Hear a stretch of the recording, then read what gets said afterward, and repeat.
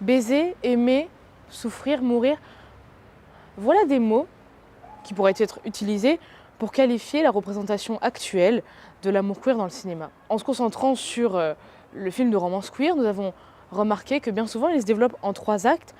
D'abord, l'éveil sexuel des personnages. Deuxièmement, leur impossibilité d'exister ensemble. So her parents believe their straight daughter brought home her lesbian friend for Christmas? Troisièmement, l'impossibilité du happy ending. Que racontent ces 3 actes? Que comptent-ils? Comment sont-ils construits? Proposent-ils vraiment, réellement, une bonne représentation de l'amour queer?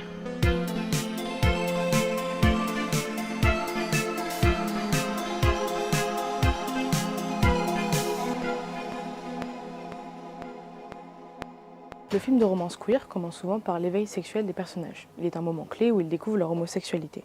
Ce coming in est alors le point de départ vers la construction du désir des personnages dans le film. Dans la vie d'Adèle de Keshish, ce thème est central. Adèle est une adolescente hétérosexuelle en apparence, se découvre attirée par Emma, une jeune femme affirmée et ouverte sur son homosexualité.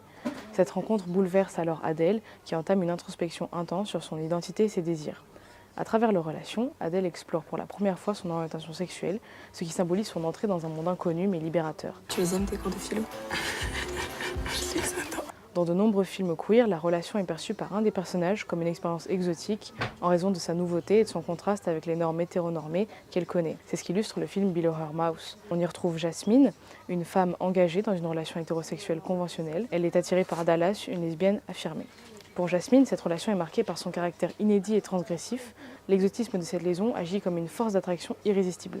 Cet exotisme n'est pas seulement un levier narratif, il contribue à stigmatiser les relations queer en les présentant comme aventures hors normes, confinant les personnages sans leur offrir une place dans des récits de stabilité. Le film de romance queer a bien souvent tendance à utiliser la scène d'intimité pour raconter comment prend forme la sexualité des personnages. Et bien souvent, on observe que la mise en scène de ces séquences pousse à créer des images à l'esthétique clipesque et ou pornographique. Alors il est intéressant de soulever quels sont les effets de ces choix de mise en scène. En fait, souvent sont créées des images complaisantes pour le spectateur ou la spectatrice. La spectatrice est plongée dans une posture voyeuriste qui envie les corps visibles à l'écran. C'est donc du male gaze. On l'observe beaucoup dans les films lesbiens Le Rempart des Béguines de Kika Zaril ou encore Mademoiselle de Park Chan-wook. Dans ces films, le corps dit féminin est sexualisé et objectifié. Les corps sont morcelés, découpés en gros plans. La chair devient objet de désir et non sujet de désir. Alors utiliser le désir comme moyen de contempler les corps des actrices est en fait un hors-sujet. Ce qu'il faut raconter, c'est le désir comme sujet en lui-même et non un moyen de créer des images contemplatives. We are proposing this new experience and we should always be excited and thinking about what's new. So I want to create new images. Of course it's political, but it's also about cinema.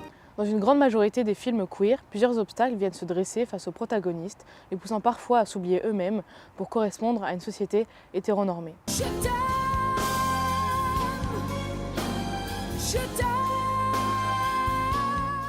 Dans le Single Man de 2009, George est un homme gay dans les années 60, une époque où son amour pour Jim est invisible aux yeux du monde. Le film illustre alors les difficultés d'un amour queer vécu. Lors de la révélation de la mort de Jim, la douleur de George est amplifiée par l'impossibilité de vivre ouvertement son deuil. Il est exclu des funérailles parce que considéré comme ami plutôt qu'un partenaire légitime après 16 ans de couple. Le couple n'est pas accepté par les membres de la famille de Jim. Alors A Single Man offre une réflexion sur l'isolement imposé par une société hétérocentrée. Ainsi, l'amour queer nous est dépeint comme clandestin et éphémère. Plusieurs moments du film viennent souligner les complexités de la romance queer, montrant la société comme obstacle principal au développement du couple. Alors le film de romance queer aborde bien souvent la difficulté de survie dans un contexte socioculturel et homophobe. Si bien la question du coming out du personnage dans certains films est centrale. I didn't tell my parents I'm gay. So who do they think I am? This is Harper's orphan friend, Abby. Dans tout film de romance queer, le coming out s'impose comme une évidence. La scène de confession en devient presque nécessaire. Pas plus pour exister, mais pour survivre. Pour sauver le couple qui, selon au moins un des personnages, ne pourrait durer dans le temps sans cette affirmation du couple et la validation du monde extérieur. C'est une demande que Carole formule clairement à Delphine dans La Belle Saison de Catherine Corsini. Malgré le fait d'être un couple dans les années 70, le personnage de Carole croit dur comme fer qu'il suffirait que Delphine fasse son coming out à sa mère pour qu'elle puisse s'aimer pleinement. Est-ce que tu te rends compte que ta mère, elle s'imagine que tu vas épouser Antoine? Si le coming out représente alors un obstacle pour le personnage, c'est qu'elle a quelque chose à perdre. Pourquoi le film de romance queer montre majoritairement le coming out comme ultimatum dans lequel on souffre dans les deux cas? Soit les personnages se quittent et sont malheureux, soit ils perdent leurs proches et sont marginalisés. Si tu veux que je lui dise qu'on est ensemble, Tu vas pas lui mentir toute ta vie? je vais partir au marché. Ça vous laisse 2 heures pour quitter la maison. Alors je veux que vous fichiez le camp. Nombre de films de romance queer font mourir au moins un des 2 personnages à la fin du film, le plus souvent par le meurtre ou la maladie. Ce procédé narratif est tellement répandu qu'il est devenu un trope nommé le bury your gays. Et il transmet l'idée qu'une relation queer est par essence condamnée à se terminer par la mort. La plupart du temps, ces morts ne sont pas nécessaires narrativement et sont donc assez aléatoires et soudaines. Dans Brokeback Mountain, un pneu explose au visage de Jack, le tuant, et dans The World to Come, Tally meurt de diphtérie. La grande prévalence du trope inscrit la vie du personnage queer dans un schéma prédestiné. Leur vie prend une dimension fataliste par le seul fait de ne pas être hétérosexuel.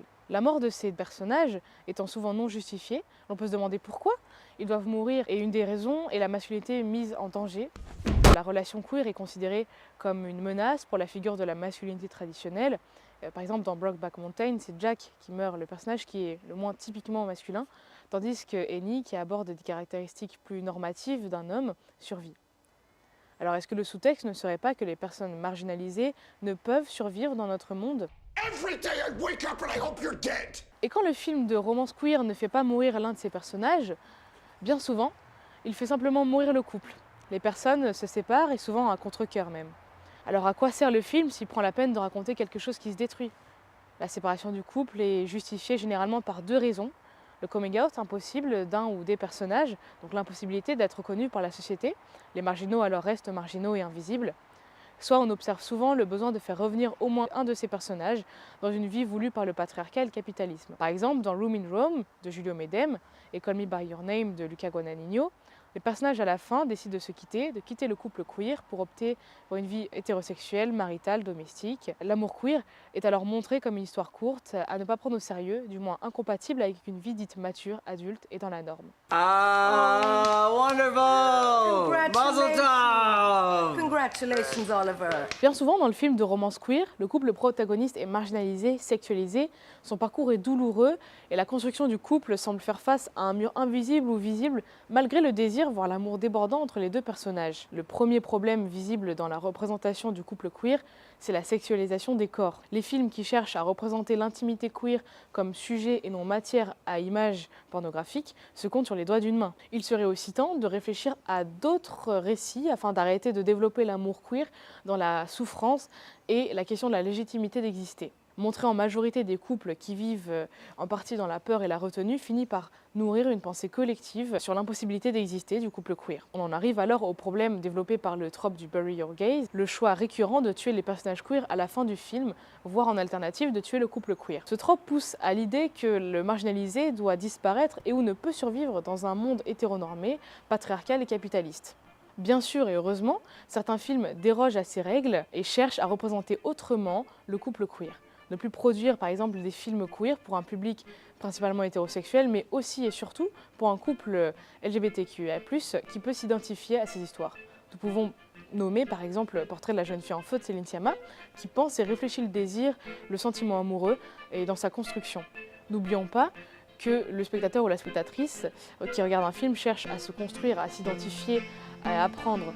Alors proposer d'autres récits sur l'amour queer, c'est lutter pour une meilleure représentation, lutter aussi pour accompagner le spectateur à sortir des idéologies homophobes et sexistes, souvent présentées inconsciemment ou consciemment dans la plupart de ces films.